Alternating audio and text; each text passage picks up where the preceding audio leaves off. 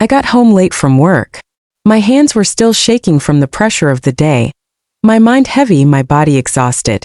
I quietly pushed the door open, hoping maybe, just maybe, everyone would already be asleep. But the moment I stepped inside, everything exploded. My husband rushed toward me, his face twisted with anger. Before I could even say a word, his hand struck my face so hard that my head snapped to the side. The sound echoed in the hallway, louder than my own heartbeat. "Do you even know what time it is, you idiot?" he shouted, his voice sharp, cutting through me. "We had to wait because of you. Hurry up, get in the kitchen and cook." For a second I couldn't move. Not because I was scared, but because something inside me shifted. The sting on my cheek wasn't new. The yelling wasn't new. The humiliation wasn't new. I had lived with this for years, quietly, carefully, telling myself stories to survive. "He's just stressed. It's my fault. It will get better." But that night, something was different.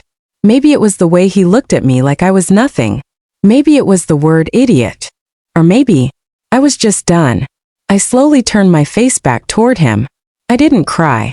I didn't argue. I didn't apologize. That confused him. He frowned, clearly expecting me to rush, to panic, to obey like I always did. Instead, I calmly took off my shoes.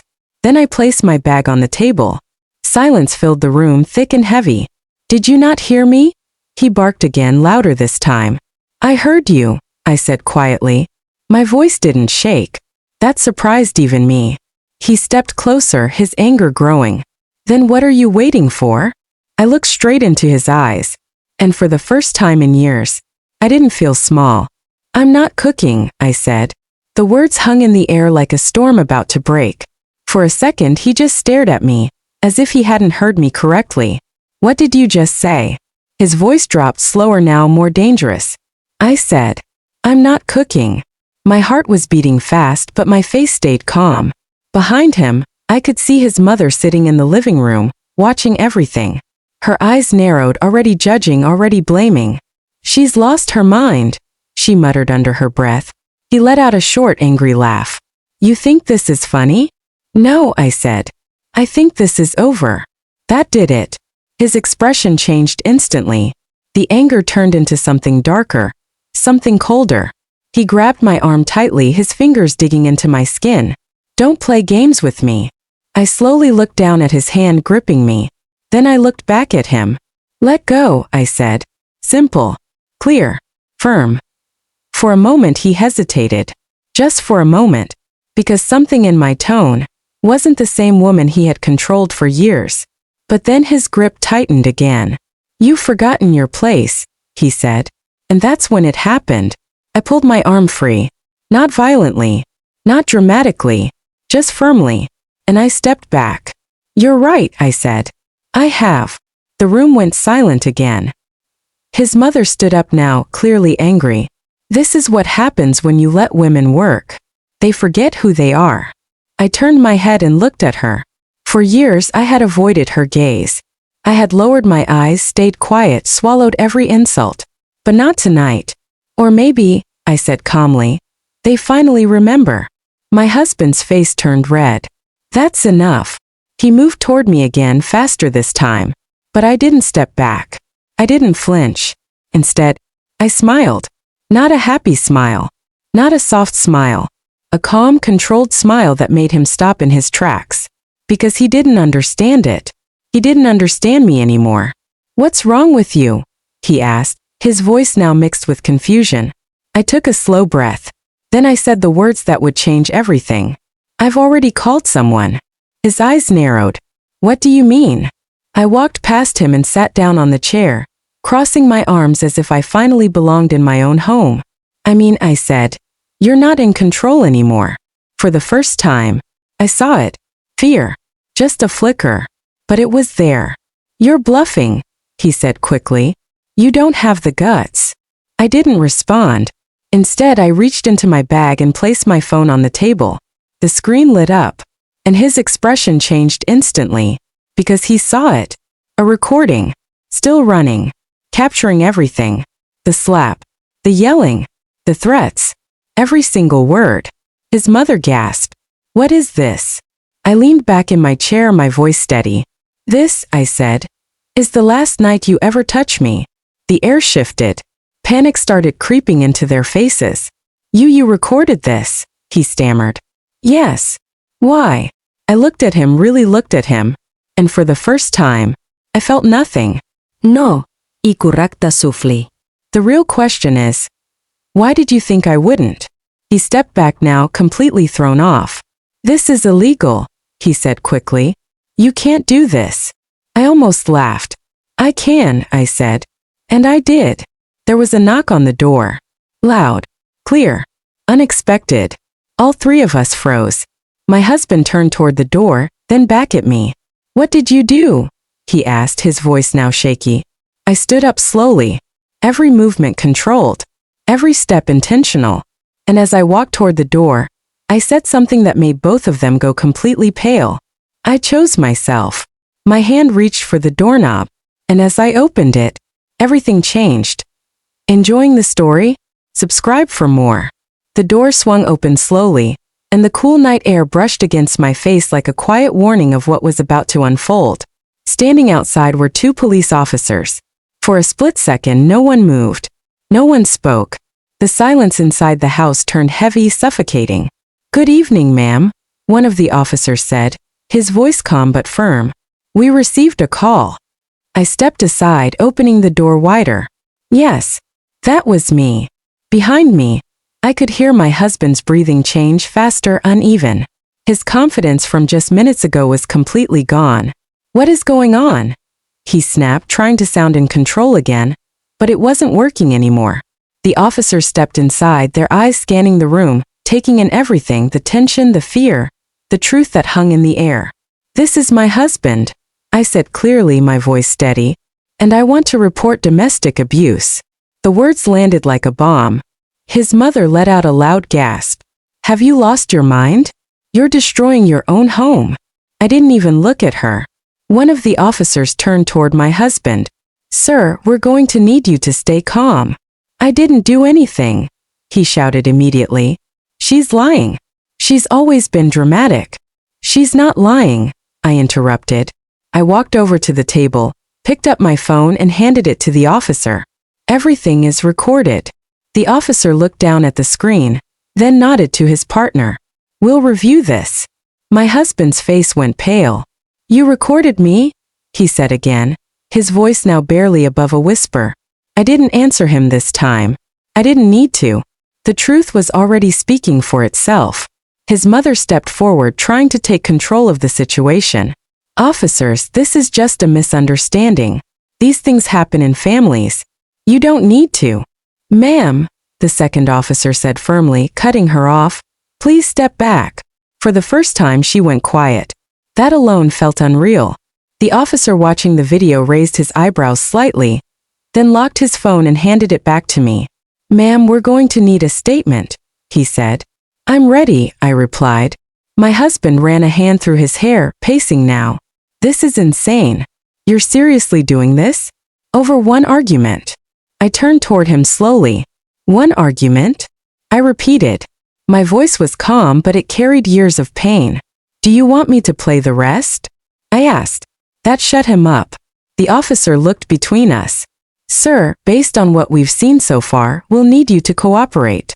Cooperate? He laughed nervously. With what? This is ridiculous. But no one was laughing. Not anymore.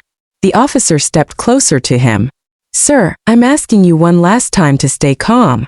I could see it happening the moment he realized this wasn't something he could shout his way out of. This is her fault, he said, pointing at me. She came home late. She disrespected me in my own house. In your house, I said quietly. That made him pause. I took a step forward. This house is in my name. The room went completely still. His eyes widened. What? I held his gaze. You heard me. He looked at his mother, confused. What is she talking about? But she didn't answer. Because she knew. I bought this house before we got married, I continued. I paid every bill, every repair, every expense. The officer glanced at me, then back at him.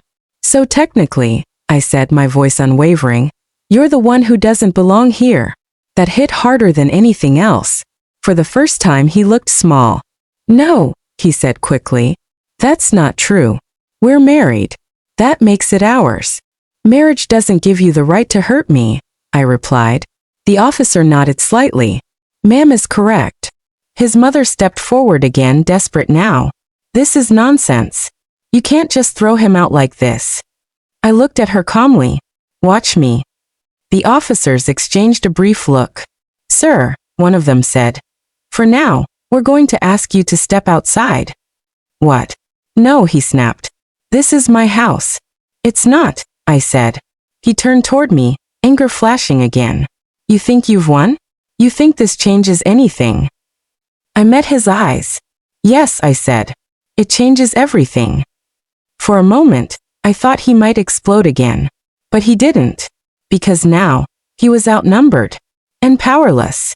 Slowly, reluctantly, he moved toward the door. His mother followed, still muttering under her breath, still trying to hold on to control that no longer existed. As they stepped outside, one of the officers stayed with me. Are you safe right now? He asked. I took a deep breath. For the first time in years. I am, I said. And I meant it. But the night wasn't over yet. Not even close. Because as I stood there, watching the life I had known fall apart in front of me, I realized something else. This wasn't just the end. It was the beginning of something they never saw coming. And this time, I wasn't afraid anymore. The front door closed behind them, but the echo of everything that had just happened stayed in the air. I stood there for a moment, completely still. My heart was racing, my hands slightly trembling. But not from fear. From release. From years of silence finally breaking. The officer inside the house watched me carefully. Ma'am, I'll need you to sit down and walk me through everything. I nodded slowly. Okay. I moved toward the couch, each step feeling strange, unfamiliar. Like I was walking in a life that didn't belong to the old version of me anymore. He took out a small notebook and sat across from me. Start from wherever you feel comfortable. I let out a long breath. Not tonight, I said quietly. It didn't start tonight. He nodded. I understand. And just like that, the past came flooding back. It started small, I began. At least, that's what I told myself. I looked down at my hands. He used to get angry. But then he would apologize. He'd bring flowers. Say he didn't mean it. The officer wrote something down but didn't interrupt. And I believed him. I continued. Because I wanted to. I swallowed hard. But the apologies got shorter. And the anger got longer. The room felt colder now. He started controlling little things first. What I wore. Who I talked to. When I came home. I gave a small, bitter smile. Then those little things became rules. The officer looked up. Did he ever threaten you? I nodded. Not always directly, I said. Sometimes it was just the way he looked at me. The way he'd slam doors. The way he'd stand too close when he was angry. I paused. But tonight he didn't hide it. The officer's pen stopped for a second. And his mother, he asked. I let out a quiet breath. She made it worse. I looked toward the door, as if I could still see her standing there. She always took his side. Always told me I should be more patient, more obedient, more silent. The word lingered. And I said softly. For a long time. The officer closed his notebook slowly.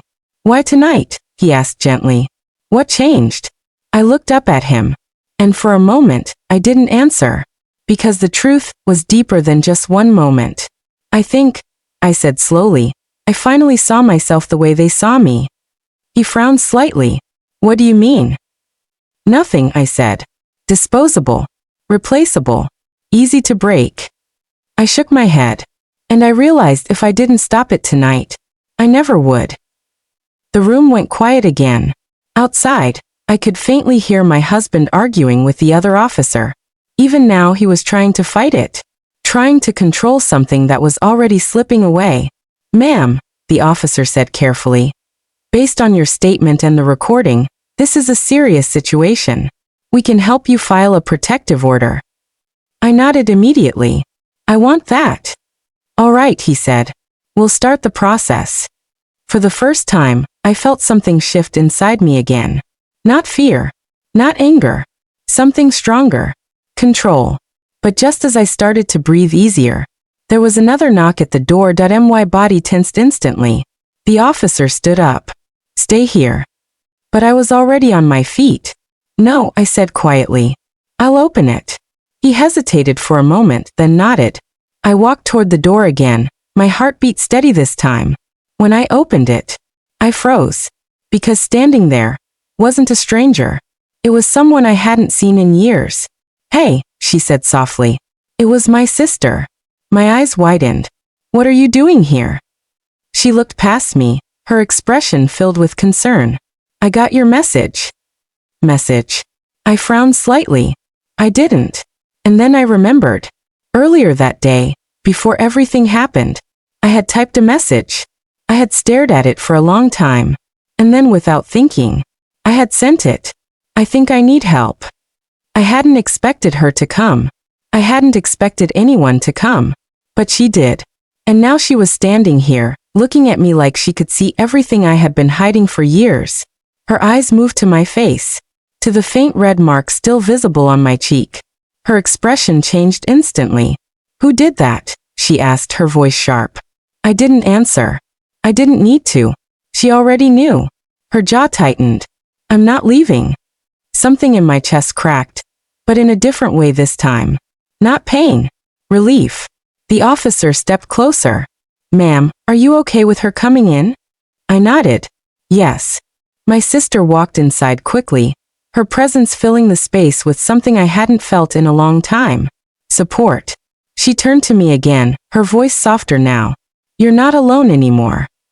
And those words hit harder than anything else that night, because for the first time in years, I believed it. But outside, things were getting worse. Voices were rising. Tension was building again. And deep down, I knew this wasn't over. Not yet. Because my husband wasn't the kind of man who let go easily. And what he did next would shock all of us. The shouting outside got louder. I turned toward the door, my body going tense again. My sister stepped closer to me. Stay here, she said firmly. But I shook my head. No. I need to see this. The officer near us gave a quick nod and moved ahead, opening the door. The cold air rushed in again, carrying raised voices with it. My husband was standing on the front lawn, his face red, his hands moving wildly as he argued with the second officer. This is ridiculous, he shouted. You can't just throw me out of my own house.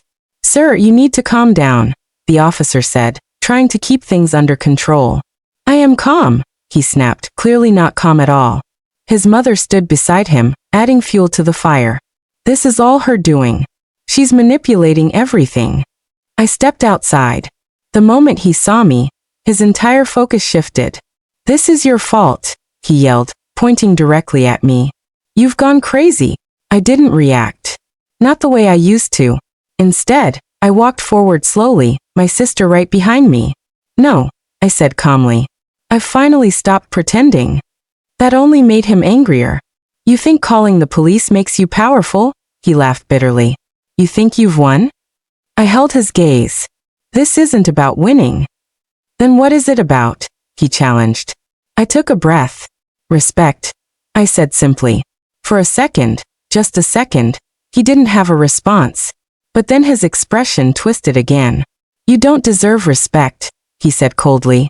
My sister stepped forward instantly. Watch your mouth. He looked at her, surprised. And who do you think you are? I'm the person who won't stay silent while you abuse my sister, she shot back. The tension snapped tighter. Abuse, he scoffed. You're exaggerating. It was just a slap. Just a slap. The words echoed in my mind. For years, I had told myself the same thing. Just a slap. Just anger. Just a bad day. But hearing him say it so casually, something inside me hardened completely. I stepped closer. No, I said firmly. It wasn't just a slap. The officers were watching closely now. It was control, I continued. It was humiliation. It was years of thinking you had the right to treat me like I don't matter. My voice didn't break. Not once. And it ends tonight. He stared at me like he didn't recognize me anymore. Because he didn't. This wasn't the woman who stayed quiet. This wasn't the woman who apologized. This was someone new. Someone he couldn't control. You're making a huge mistake, he said, his voice dropping lower. No. Iraplia. I already made that mistake when I stayed. Silence. Heavy. Final. His mother suddenly stepped forward, her voice sharp and desperate. If you do this, don't expect us to ever accept you again. I turned toward her slowly. That's okay, I said. I don't need your acceptance anymore. That hit her harder than she expected. She stepped back, speechless. But my husband, he wasn't done. Not even close. You think you're safe? He said suddenly. The tone of his voice changed. It wasn't loud anymore. It was quiet. And that made it more dangerous. My sister grabbed my arm slightly. What does that mean? He took a step forward, ignoring the officers for a moment. You think this ends here? He said to me. You think a video and a couple of cops are enough to ruin me? The officer immediately stepped in front of him. Sir, back up. But he kept his eyes locked on mine. This isn't over, he said. Something about the way he said it sent a chill down my spine. But I didn't show it. Maybe not, I said calmly. But you don't get to decide what happens next anymore. For a moment it looked like he might try something reckless. But then the officer spoke again, firmer this time. Sir, you need to leave the property now. And if I don't, he challenged. The officer didn't hesitate. Then you'll be removed. That was it. That was the moment everything finally broke for him. He looked around at the officers, at me, at my sister, even at his own mother. And he realized he had lost control. Completely. He let out a frustrated breath, shaking his head. This isn't the end, he muttered again. But this time, it didn't sound like a threat. It sounded like someone trying to convince himself. He turned and started walking away. His mother hesitated for a second, then followed him quickly. And just like that, they were gone. The street fell quiet again. The tension slowly started to fade. The officer turned toward me. If he comes back or tries to contact you, call us immediately. I will, I said. My voice felt stronger now. More certain. They gave a final nod before heading back to their car. Within seconds, the flashing lights disappeared down the street. And for the first time that night, there was silence. Real silence. No shouting. No fear. No tensión. Just quiet. I stood there, staring into the empty street. My sister gently touched my shoulder. Let's go inside. I nodded. We walked back into the house together, closing the door behind us. But something felt different now. The house didn't feel heavy anymore. It didn't feel like a place I was trapped in. It felt like me. I took a deep breath and sat down. My sister sat beside me. You did the right thing, she said softly. I looked at her. Did I? I asked. She didn't hesitate. Yes. I nodded slowly. But deep inside, I knew something she didn't. This wasn't over. Because the way he looked at me before leaving, the way he said those words, it wasn't just anger. It was a warning. And I had a feeling. He was already planning his next move. And whatever it was going to change everything again. Enjoying the story? Subscribe for more. That night I didn't sleep. Not even for a second. I lay in my bed staring at the ceiling, listening to every tiny sound in the house like it meant something. The ticking clock felt louder than ever. The silence heavier than before. My sister stayed with me, refusing to leave. She had taken the couch, but I could hear her turning every now and then. Neither of us said it out loud. But we both knew. Something wasn't right. Around 3 a.m., my phone buzzed. The sound cut through the silence like a knife. My heart skipped. I reached for it slowly, my fingers hesitating for just a second before unlocking the screen. Unknown number. A message. Just 5 words. I told you it's not over. A chill ran down my spine. I sat up instantly. What happened? My sister's voice came from the living room, alert. I didn't answer right away. I just stared at the screen, reading the message again. And again. and again. Then I stood up and walked out to her. She saw my face and immediately knew something was wrong. What is it? I handed her the phone. Her expression darkened as she read it. Is this him? She asked. I don't know, I said quietly. But deep down, I did. She looked up at me. We need to report this. I nodded. Yes, but not just yet. She frowned. Why not? Because this, I said, taking the phone back. This is exactly what he wants. She stayed silent, waiting for me to explain. He wants me scared, I continued. He wants me to react, to panic, to lose control again. And you won't, she asked. I looked her straight in the eyes. No. The word felt solid, unshakable. For the first time, I wasn't reacting anymore. I was thinking, planning. That scared him more than anything. I locked my phone and placed it on the table. We'll keep this, I said, as proof. She nodded slowly. Okay. The rest of the night passed in silence again. But this time, it wasn't fear filling the space.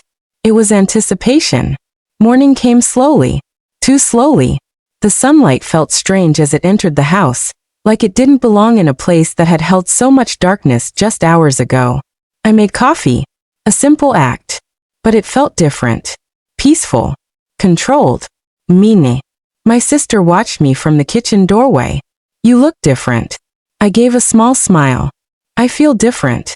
Before she could respond, there was a knock on the door again. This time, it wasn't loud. It wasn't aggressive. But it still made my heart pause. We both looked at each other. I'll get it, I said. She nodded, but stayed close. I walked to the door and opened it carefully. And for a moment, I was confused. Because standing there was a man in a suit. Clean, professional, calm. Good morning, he said politely. Are you Mrs. Carter? I hesitated, then nodded. Yes. My name is Daniel, he said, holding out a folder. I'm here on behalf of your husband. My grip on the door tightened slightly. What is this? I asked. It's a notice, he said. Legal documentation. My sister stepped closer behind me. What kind of documentation? She asked sharply. The man stayed calm. Your husband has filed a formal complaint, he said, claiming that you have unlawfully removed him from his residence. For a second, I almost laughed. But I didn't. Because this wasn't funny. This was exactly what I had expected. I took the folder from him and opened it. The words were clear. Cold. Calculated. He was trying to turn everything around. Trying to make himself the victim. Trying to regain control. Through the system. My sister shook her head. This is insane. I kept reading. He's also requesting immediate access to the property, the man added. I closed the folder slowly. Then I looked up at him. Tell him no.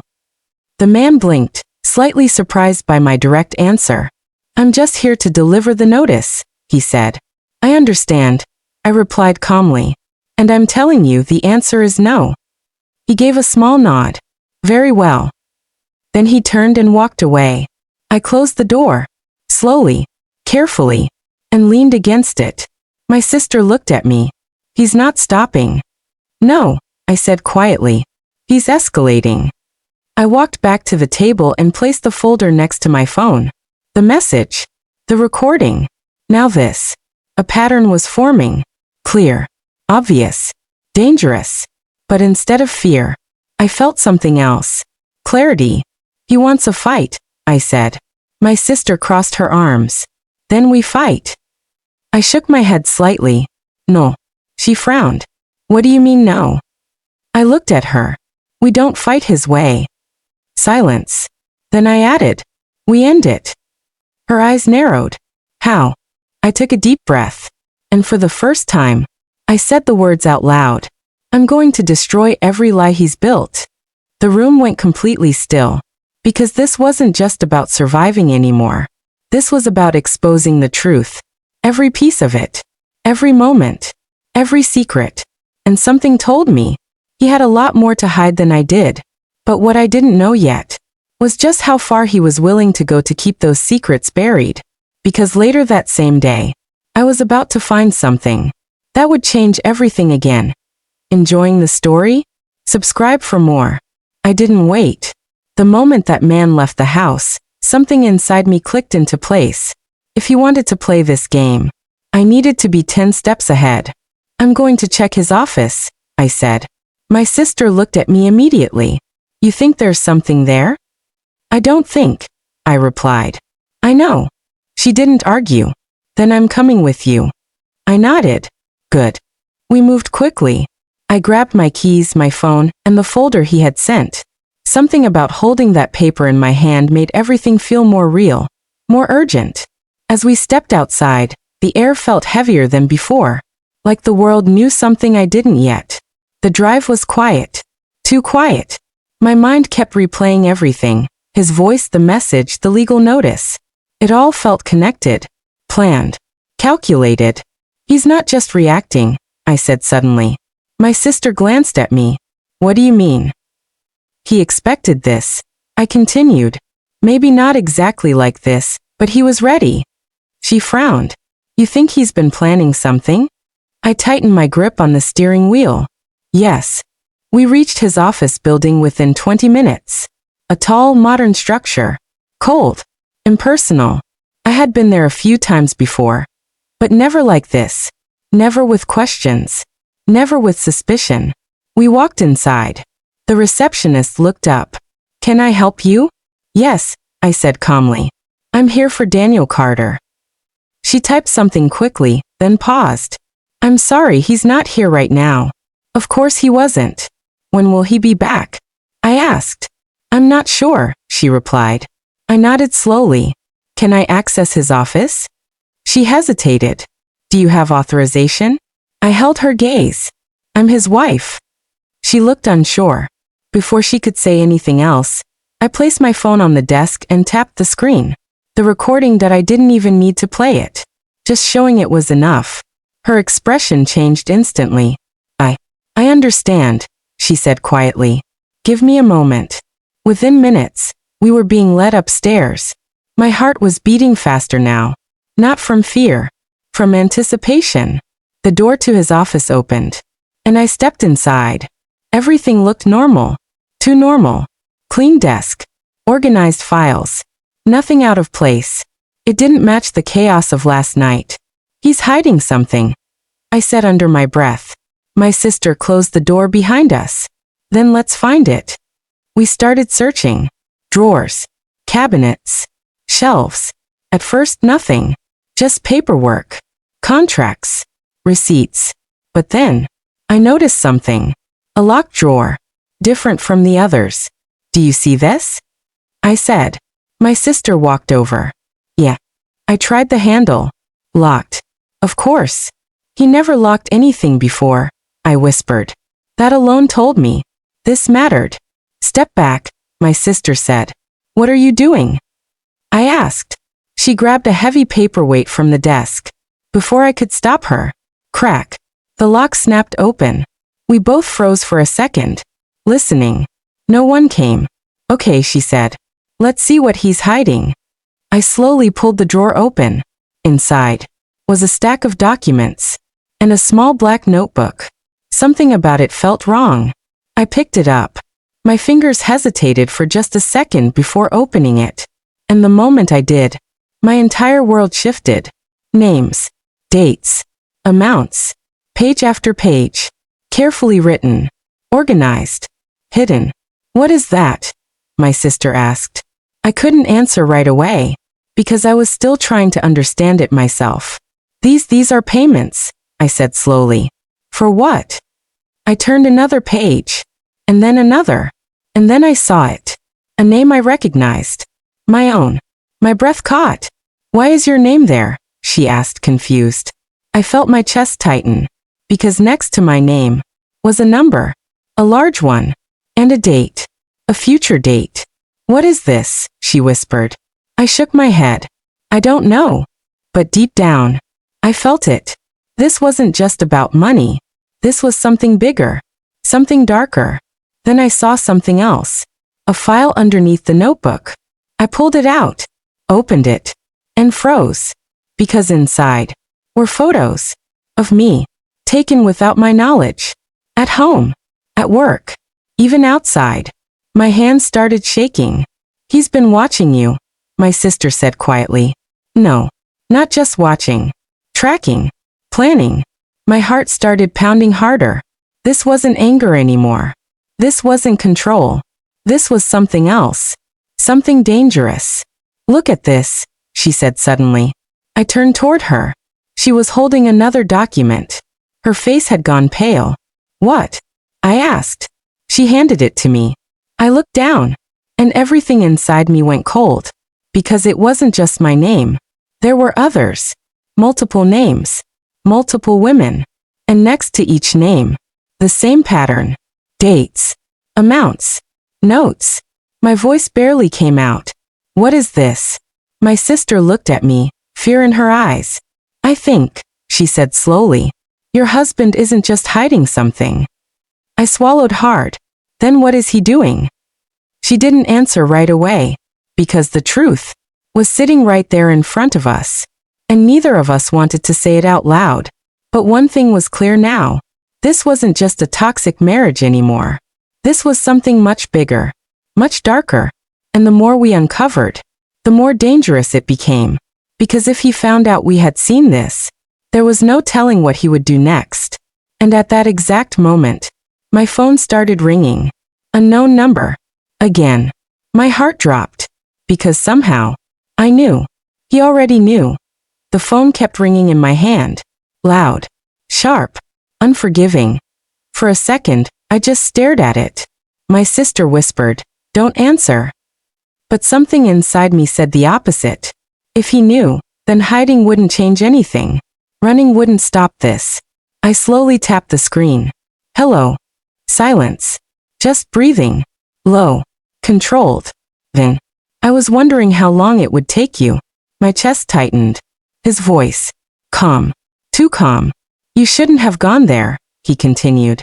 I looked around the office at the open drawer, the documents spread across the desk. You've been busy, he added. I forced my voice to stay steady. You've been lying. A quiet chuckle came through the phone.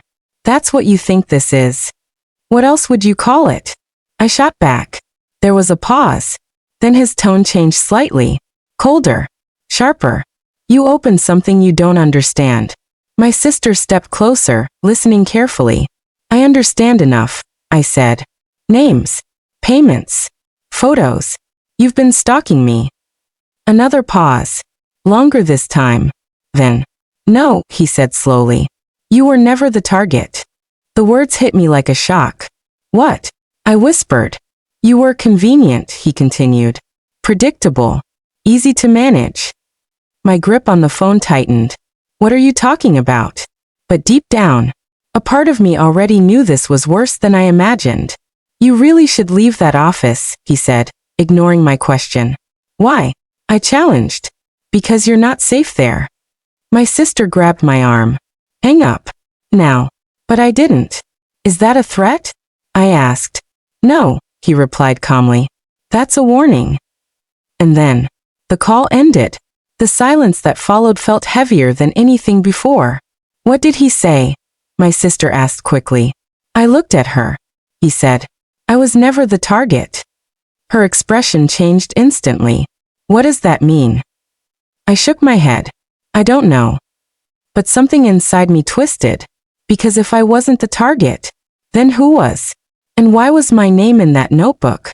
A sudden noise in the hallway made us both freeze. Footsteps. Slow. Approaching. Did you hear that? She whispered. I nodded. My heart started pounding again. Someone's coming. We quickly gathered the documents, stuffing them into my bag. The footsteps got closer, then stopped right outside the door. The handle moved slightly. Locked. Thank God. We both held our breath. A voice came from outside. Mr. Carter? Are you in there? Not him. Someone else. But that didn't make it better. We need to leave, my sister whispered. I nodded. Fussed. We moved toward the back of the office. There was a second door. I had never noticed it before. I tried it. Unlocked. We slipped out quietly into a narrow hallway. The air felt tighter back there. Darker. like a place no one used. Where does this go? She asked. I don't know, I said. But staying isn't an option. We moved quickly, our footsteps soft but urgent. Every second felt like it mattered, like we were running out of time. At the end of the hallway, there was an exit door. I pushed it open. Fresh air hit my face. We stepped outside, both of us breathing harder now. Only when we reached the parking lot did we finally stop. My sister turned to me. We need to go to the police. I nodded. Yes, but not empty-handed. I opened my bag and looked at what we had taken. The notebook. The documents. The photos. Proof. But also, danger. Because if he knew we had these, then we were no longer just victims. We were a threat. And people like him don't ignore threats. They eliminate them. We're in this now, I said quietly. My sister met my eyes. All the way. I nodded. Then we got into the car. As I started the engine, my phone buzzed again. Another message. I hesitated before opening it. Then I did. And my blood ran cold. Because this time, it wasn't just words. It was a picture. A live picture. Of us. Standing in the parking lot. Taken from somewhere nearby. My hands started shaking. He's watching us right now, I whispered. My sister turned quickly, scanning the area. Where? She asked. I didn't know. But he was close. Too close. And then, another message came. Now you understand. I looked up slowly, my heart racing. Because at that moment, I realized something terrifying. This wasn't just about exposing him anymore. This had turned into a game. A dangerous one. And he was already ahead. But what he didn't know yet was that I wasn't the same woman anymore. I wasn't scared. Not enough to stop. Because now, I had something stronger than fear. The truth. And I was ready to use it. No matter what it cost. Enjoying the story? Subscribe for more. I forced my hands to steady on the steering wheel. Get in, I said quickly. We were already in the car, but neither of us had moved. Not really. We were frozen. Watching. Waiting. My sister slammed the door shut. Drive. I didn't hesitate this time. I turned the key, pressed the gas, and pulled out of the parking lot faster than I ever had before. My eyes kept moving. Rearview mirror, side mirror, the road ahead. Do you see anyone following us? She asked. I shook my head. Not yet. But that didn't mean anything. He had already proven he didn't need to be obvious. He's playing with us, she said under her breath. No. Iraplia. He's testing us. Silence filled the car again. Heavy. Focused. Then I said, we go straight to the police. She nodded. Agreed. I tightened my grip on the wheel. But something didn't feel right. Not yet. If we go in like this, I continued, we need to be smart. What do you mean? She asked. I mean, we don't just hand everything over blindly, I said. We make sure it sticks. She frowned slightly. You think they won't take it seriously? I think. I paused, choosing my words carefully. He's been doing this for a while. And if that's true, then he knows how to protect himself. She didn't argue. Because she knew I was right. We needed to think. Not react. I pulled into a quiet side street and stopped the car. What are you doing? She asked. We organize, I said. I opened my bag and pulled everything out. The notebook. The documents. The photos. I spread them across the dashboard carefully. Look at this, I said, flipping through the pages again. Names. Dates. Amounts. Patterns. This isn't random, I whispered. She leaned closer. You're right. I pointed at one column. These dates, they're scheduled. For what? She asked. I shook my head. I don't know yet. But then something clicked. Wait. I turned a few pages back. Then forward again. Comparing. Matching. And then I saw it. These names, I said slowly, they repeat. Her eyes widened. What do you mean? Look, I said, showing her. Same names, different dates. Her face went pale. That's not normal. No, I said. It's not. I grabbed one of the photos. A woman. Standing outside a building. unaware she was being watched. Maybe they don't know either, I whispered. What? She said. These women, I continued. What if they don't even know they're being tracked? The realization hit us both at the same time. This is bigger than you, she said quietly. I nodded. Yes. And that made everything more dangerous. Because now, this wasn't just personal. This was a pattern, a system, and we had just stepped right into the middle of it. My phone buzzed again. I froze. Slowly I picked it up. Another message. You should have left when I told you to. I felt my jaw tighten. I typed back. For the first time. We're not stopping. I hit send. My sister looked at me. Are you sure that's a good idea? No, I said honestly. But it's necessary. Seconds passed. Then the reply came. Faster this time. You don't know what you're dealing with. I stared at the screen. Then typed again. Then explain it. 3 dots appeared. Then disappeared. Then appeared again. And finally, a message came through. You're already too deep. I exhaled slowly. Good, I whispered. My sister looked at me confused. Good. Yes, I said, meeting her eyes. Because now he's talking. And that meant one thing. Pressure. We were getting to him. But that also meant he would push back harder. Much harder. I gathered everything quickly and put it back in my bag. We're done here, I said. Police? She asked. I nodded. Yes. This time, I didn't hesitate. I pulled back onto the road and drove straight toward the station. Every second felt heavier now. Every turn more important. Because we both knew. This was the moment everything could either fall apart or finally come together. As the police station came into view, my heart started beating faster again. Not from fear. From intensity. From knowing what was about to happen. I parked the car. We both stepped out. And just as we started walking toward the entrance, my phone buzzed one last time. I didn't want to look. But I did. And the moment I read it, everything inside me went still.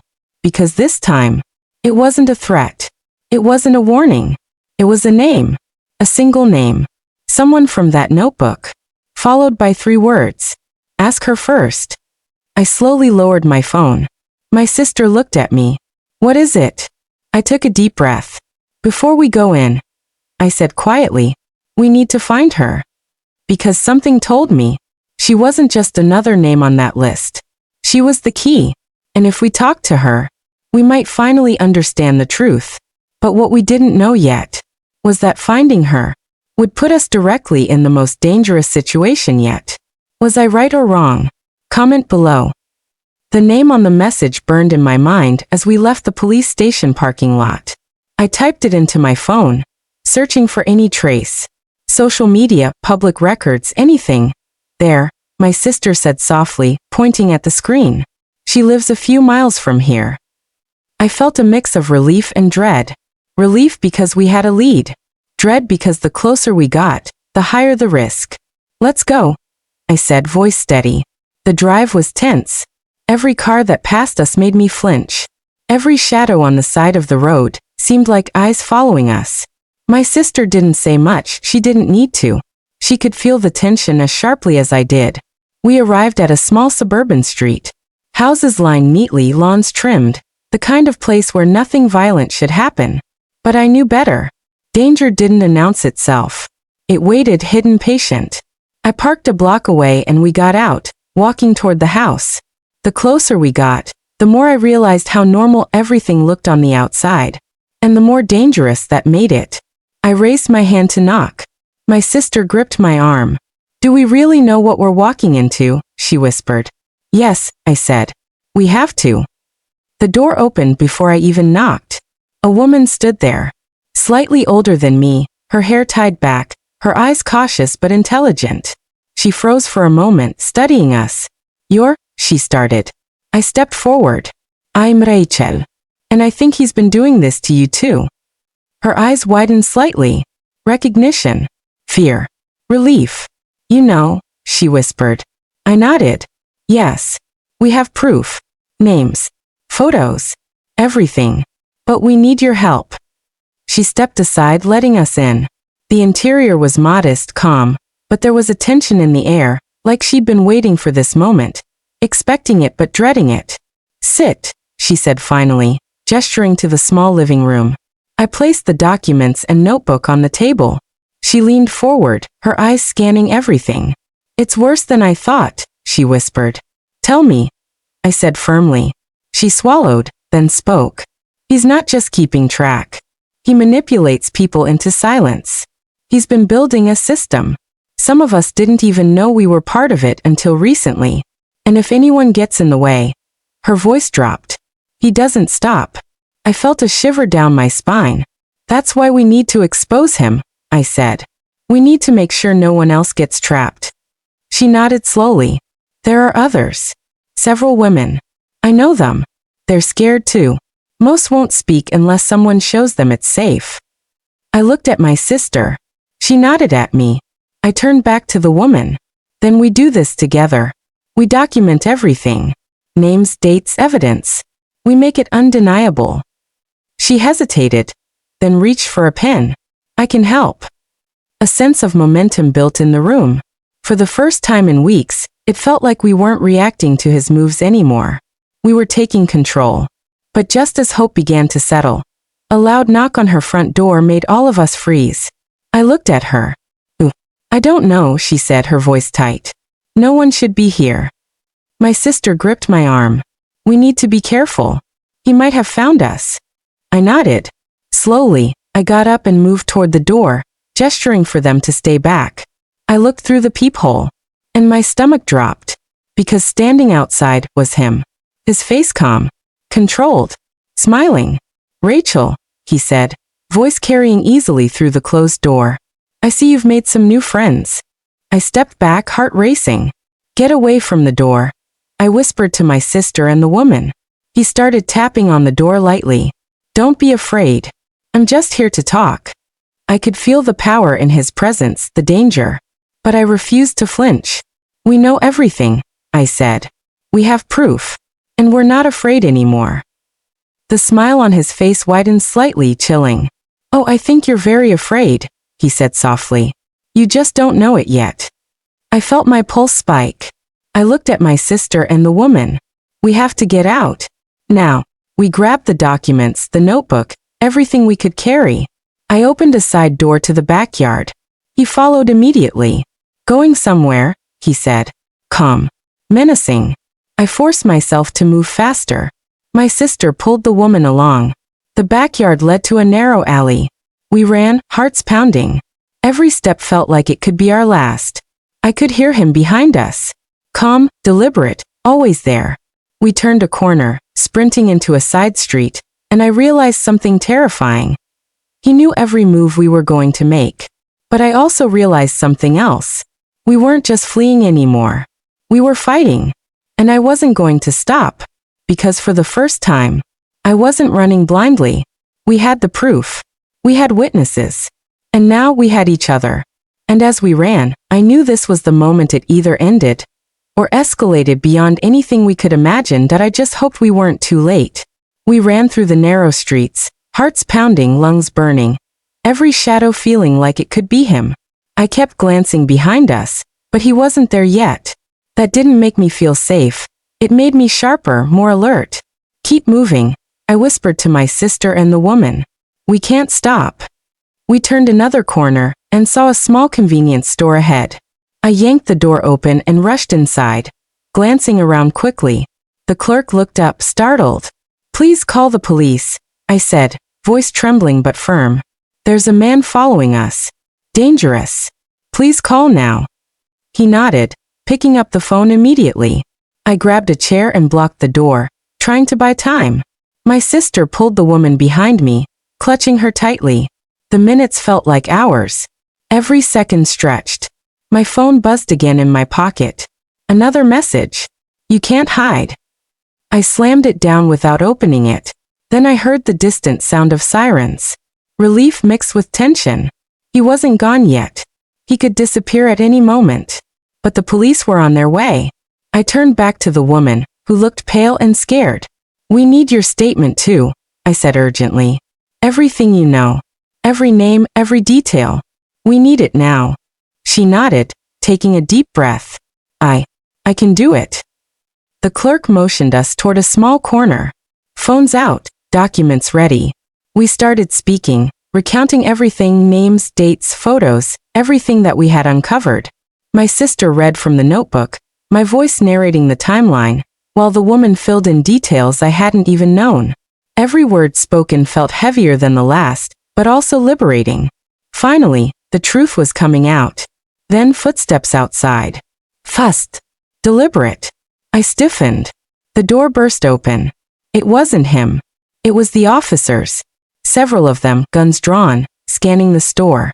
Everyone okay? One shouted. Yes, I gasped. He's following us, we have proof. He's dangerous. They quickly assessed the situation, took control, and secured the perimeter. Relief washed over me in a wave I hadn't felt in months. The officers took our statements. We handed over the notebook, the photos, the documents. Every piece of evidence. They nodded, listening, taking notes, asking questions. I felt a weight lifting off my chest.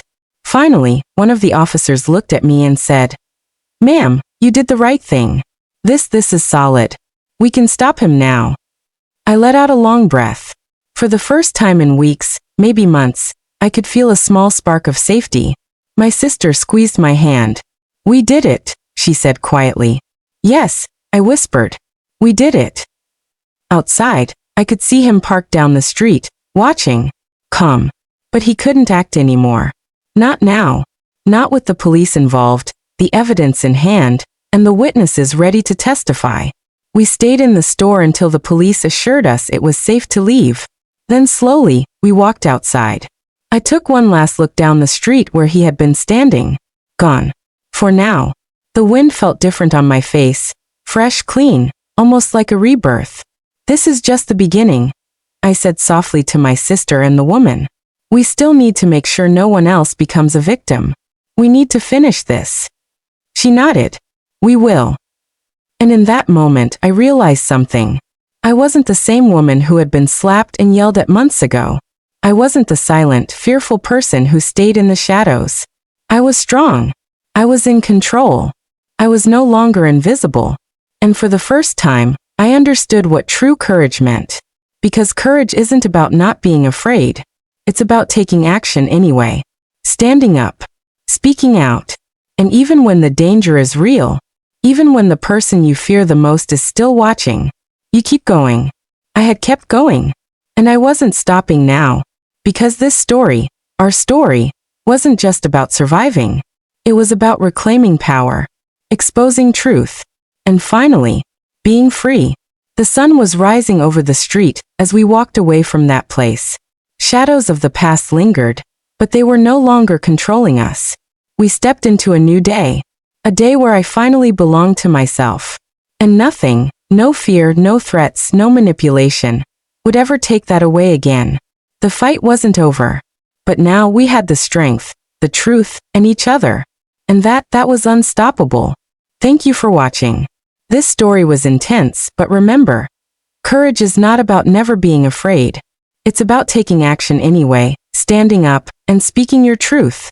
If you enjoyed this story, don't forget to like, subscribe, and hit the notification bell so you won't miss any of our upcoming stories.